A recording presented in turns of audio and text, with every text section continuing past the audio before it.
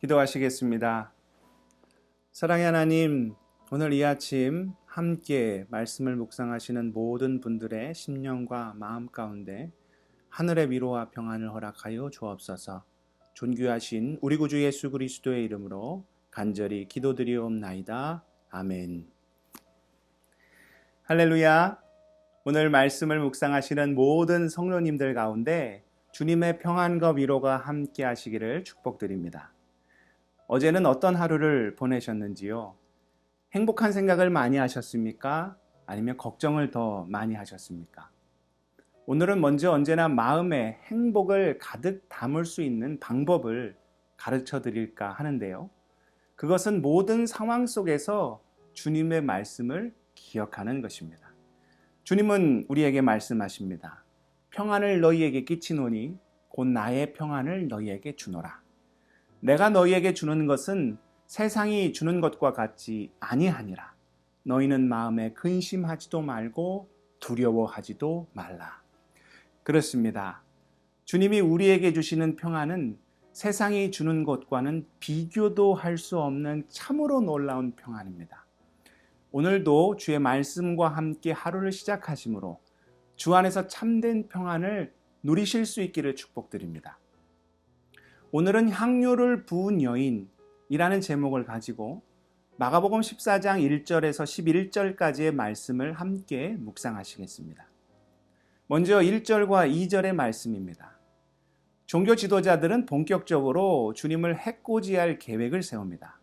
성경은 그들이 예수를 흉계로 잡아 죽일 방도를 구하였다라고 기록하고 있습니다. 그들은 밀란이 일어날 것까지 걱정하며 명절에는 그 일을 진행하지 않기로 하는 등의 구체적인 부분까지 논의를 하며 준비합니다.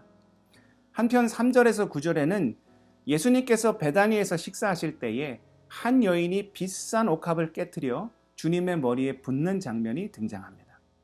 어떤 사람들은 그 모습을 보면서 그 비싼 향유를 팔아서 가난한 사람들을 도울 수 있었을 텐데 그냥 허비했다며 그 여인을 책망했습니다.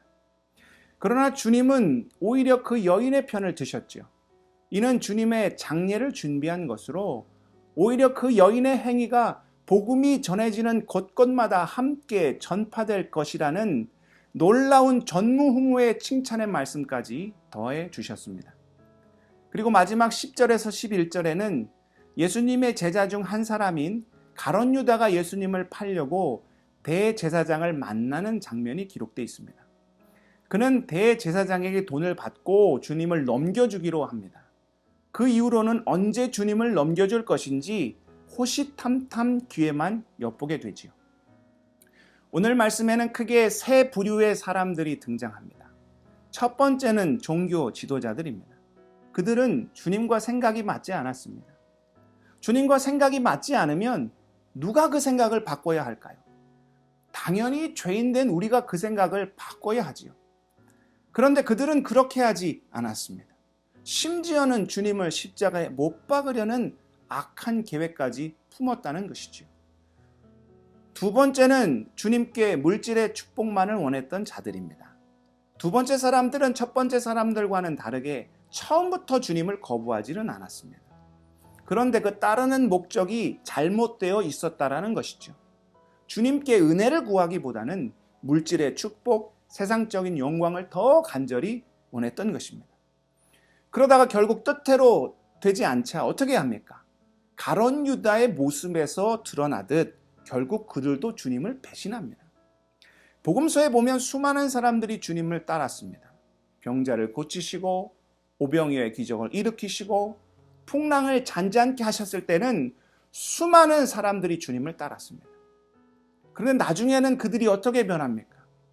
주님이 더 이상 자신들의 욕망을 채워주지 않으시자 이제는 주님을 못 박으라고 외치는 성난 군중들로 변화되었지요. 세 번째는 옥합을 깨뜨려 주님의 십자가를 준비한 여인이었습니다. 옥합은 그 여인이 가진 전부였습니다. 자신이 가진 전부를 들여 주님의 사역에 동참했습니다. 주님은 그런 그 여인을 보시며 칭찬의 말씀을 아끼지 않으셨죠. 성경에서 이렇게까지 주님께 칭찬을 받은 사람이 또 있을까 할 정도로 놀라운 축복의 음성을 듣습니다. 그 여인이 한 것은 무엇입니까?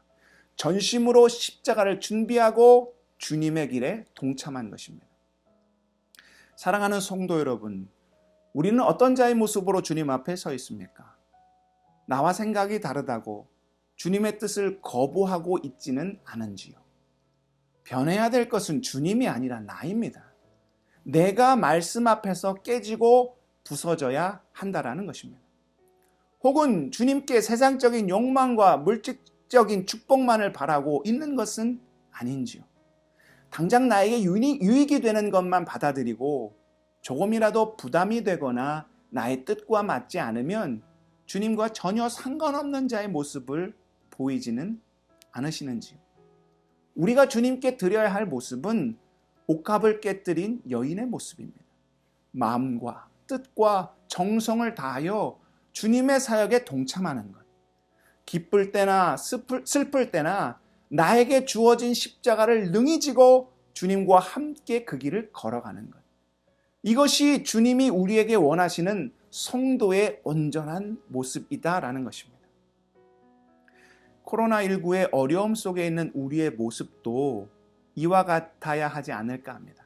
원망하거나 불평하거나 낙심하거나 절망하기보다는 이럴 때일수록 오히려 주님을 더욱더 바라보고 의지하고 붙잡고 신뢰함으로 전심으로 주님과 동행하는 모습을 주님이 원하시지 않으실까요? 어려울 때일수록 힘든 때일수록 주님을 붙잡고 의지함으로 주 안에서 살아갈 용기와 힘을 발견하고 그 능력으로 살아가는 우리 모두가 될 수 있기를 주님의 이름으로 축복드립니다. 기도하시겠습니다. 사랑의 하나님, 우리는 어떠한 모습으로 주님 앞에 서 있습니까? 종교 지도자들처럼 혹은 욕망을 쫓는 사람들처럼 주님을 헛되이 바라보며 헛되이 따라가는 모습을 보이고 있는 것은 아닐런지요. 오 주여, 옥합을 깨뜨려 주님께 전심으로 모든 것을 다 드렸던 그 여인의 모습이 우리의 모습이 되기를 소원합니다. 코로나19의 어려움 속에서도 온전히 주님만을 바라보며 주의 능력으로 모든 것 감당하는 우리 모두가 되게 허락하여 주옵소서. 모든 말씀 존귀하신 우리 구주 예수 그리스도의 이름으로 간절히 기도드리옵나이다. 아멘.